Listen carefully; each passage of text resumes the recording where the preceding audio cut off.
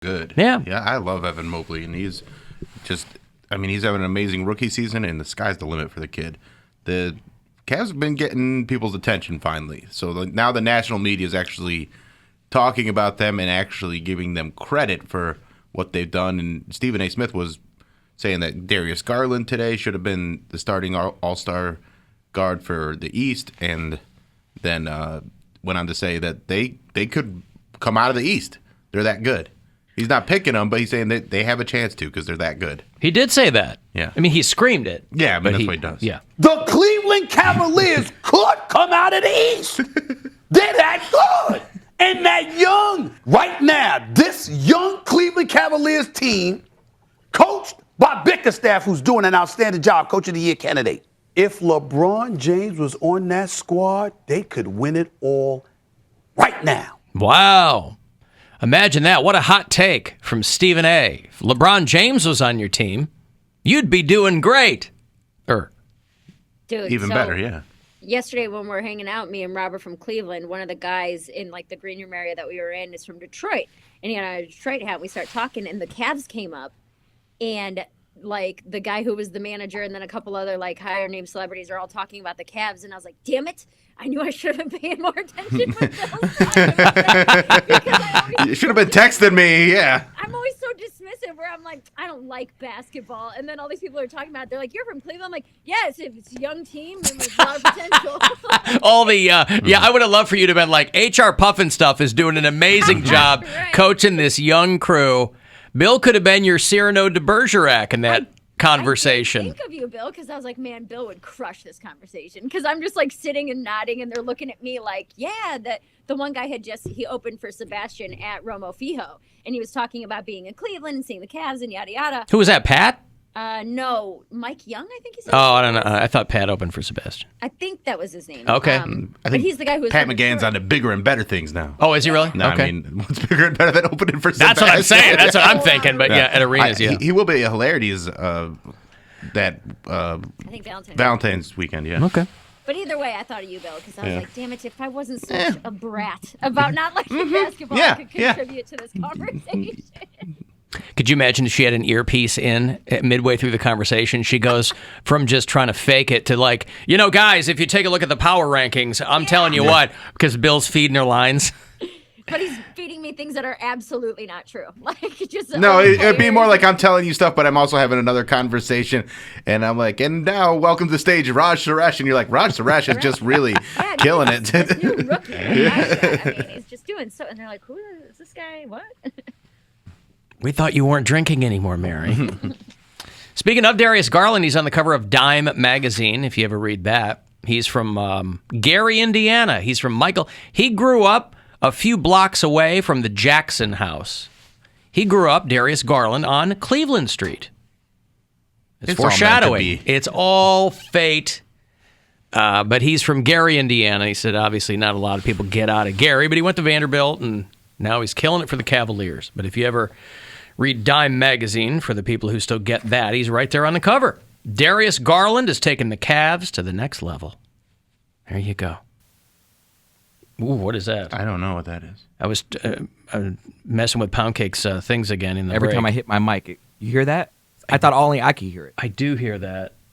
Let me take my headphones out. Do me a favor. That I gotta hold on. Oh, the beauty of getting new equipment. Lots of fun.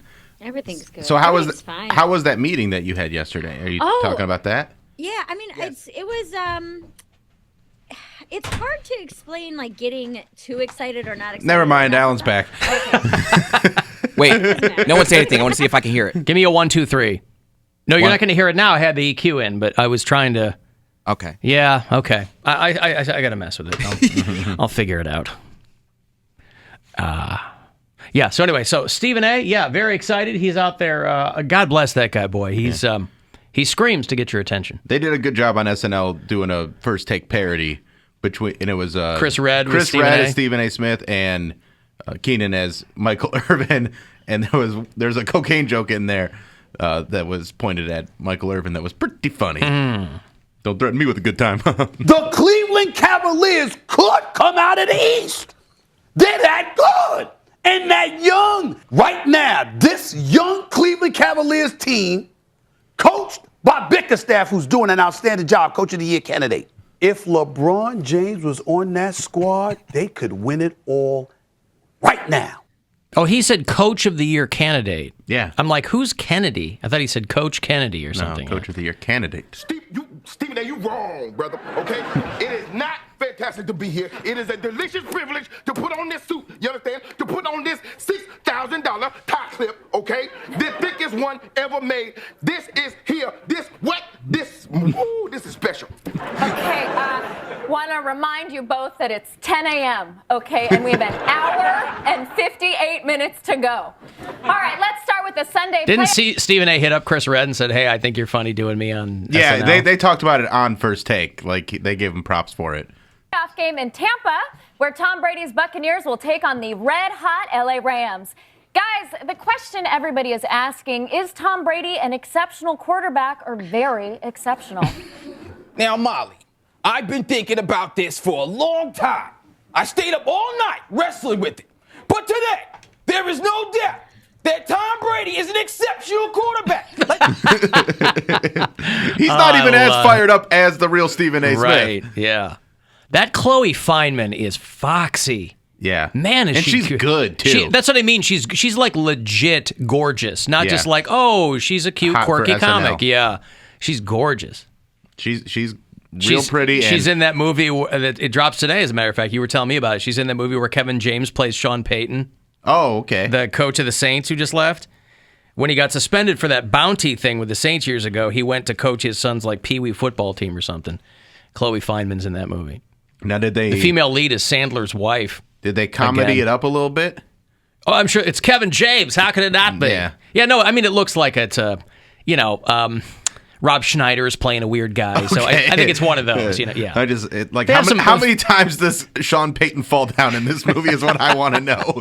He trips, somebody gets kicked in the nuts, and then he trips over a thing of Gatorade, and then it's not Gatorade, it's yellow, but it's not Gatorade.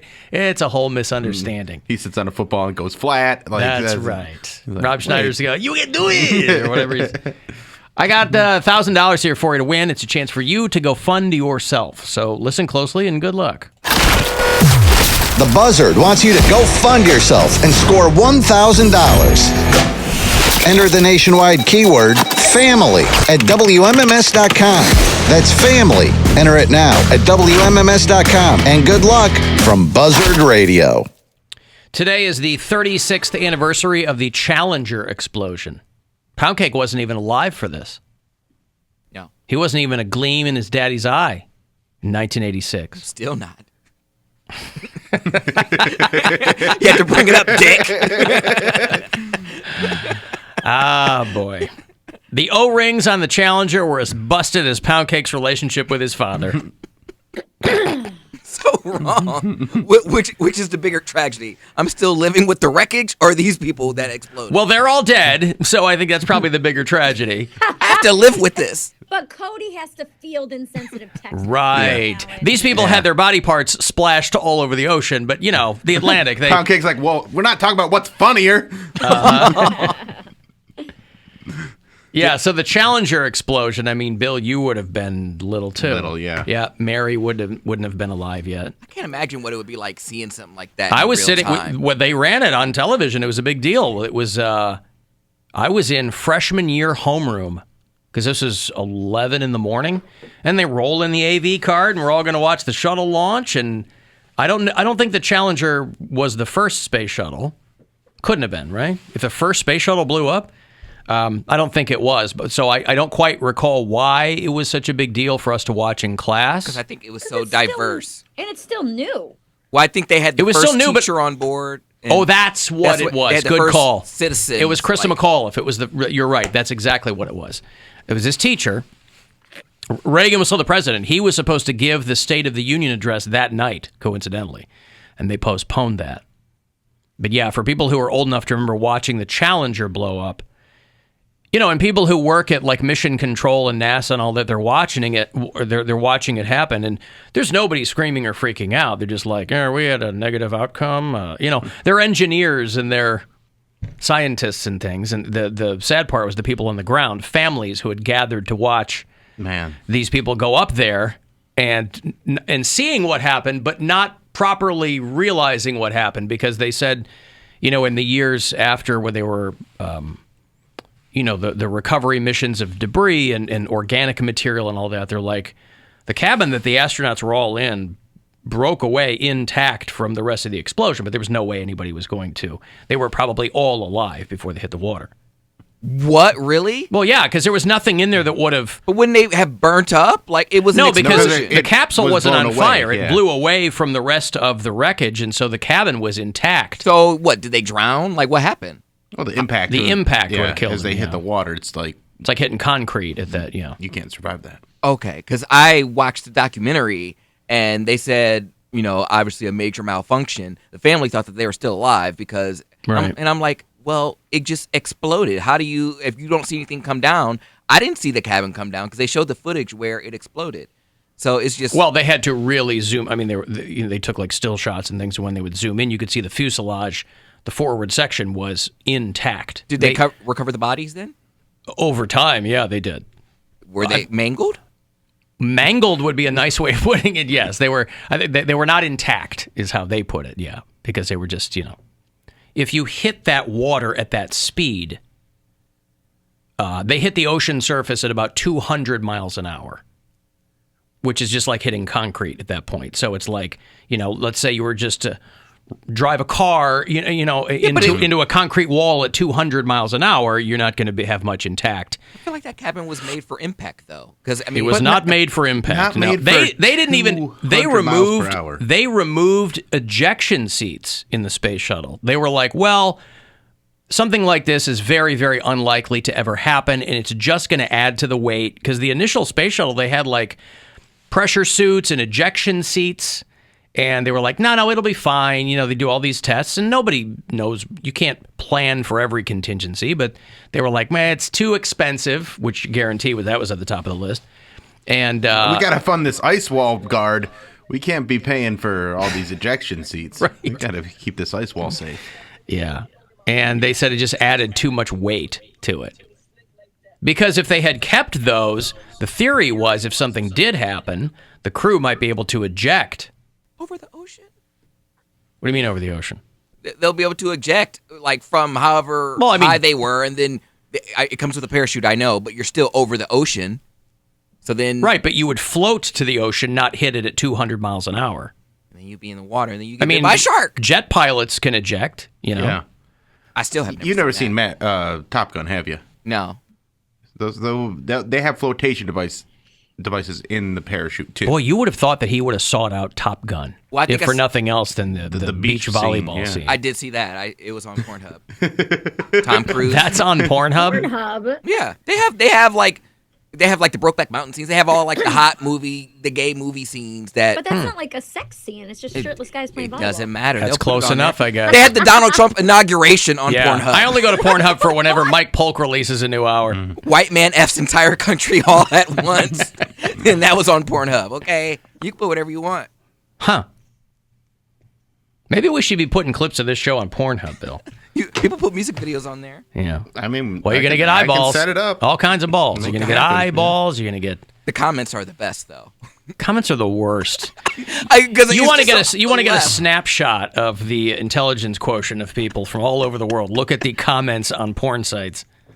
But sometimes they'll like be supportive or weird. Like it's every once in a while the Pornhub comments get insightful. Yeah, there's a low glimmer of humanity in there, but usually Yeah. it's racist. Poorly spelled would be a nice way of putting it. Yes. And yeah, it's like, why are you watching interracial porn if you hate black people? That's I got a video on YouTube that's got about 2 million views in the last couple weeks, and the way that I have to open the app so I don't see the comments, because some of them are good, but then there's ones because it's from a special, like a thing that I recorded years ago, and it's got like it's about a kid that is like saying, "Oh, you shouldn't use your water to fill up the pool. You should use the neighbor's." Like, Wait, what? It's a stupid joke.